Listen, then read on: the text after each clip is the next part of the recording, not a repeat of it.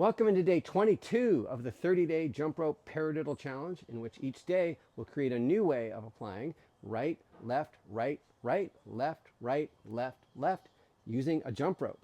So today we're going to do something called swing kick, and this involves doing 2 jumps for every right or left acknowledgement. So the right heel comes back, and then we kick forward, and then the left heel comes back, and we kick forward. So again, that was 2 jumps. So we go right, left, right, left.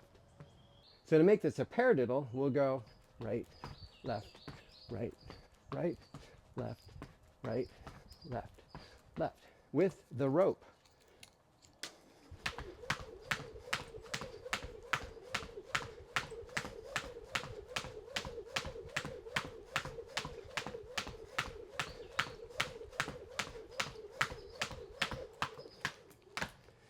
All right, let's do some paradiddles on the drums and add this combo to it.